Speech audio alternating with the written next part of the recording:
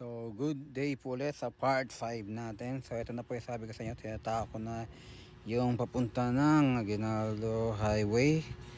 So, ito pong bandang ito ay papasok na tayo nito ng pag ito lampas na ng Kapsu. So, ayan po, no? So, yung mga ganyan, singit na singit. Wala tayong magagawa dyan. Ipagbigyan na po sila. So ayan po. So huwag ka na po maipagtalo sa mga ganyan, no? Pero hindi ko naman nilalahat ng nagmomotor ha. Kasi may mga kaibigan ako nagmomotor, no? Meron lang talaga sa daan na mga kamote boys. Actually hindi lang mga motor, pati kotse, no? May mga kamote boys din. Halos lahat, no? Daming ganyan. So eto, nasa gilid lang po ako, no? So hindi naman ako naipagkariran sa kotse, no? So ayan po si kuya ang traffic enforcer. Laki ng tiyan na, no? Workout kuya, shoutout sa inyo. So ayan po, no? So daan na po tayo.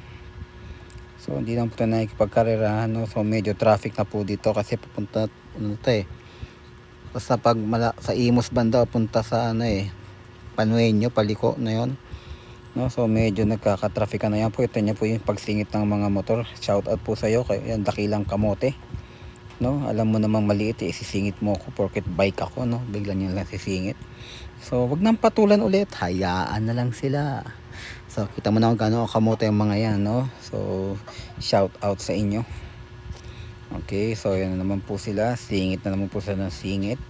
So actually kaya ako po ito nagawang upload ng ganito para makita nyo po, no? Ang kalbaryo ng mga nagbabike pa Aguinaldo Highway.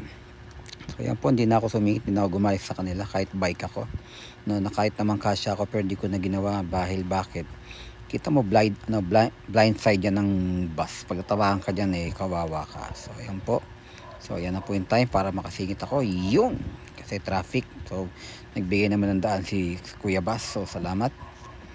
So ayan po tayo ulit. Tatahakin natin, no? Pero na yung mga motor, napakalupit ng mga yan, no? Kahit masikip kung saan, singit ng singit yung mga yan. Dito shoutout kuya, buti nga sa'yo, naipit ka dyan, no? Singit kasi ng singit, ayan. Mga dakilang kamote na hadhad, ayan.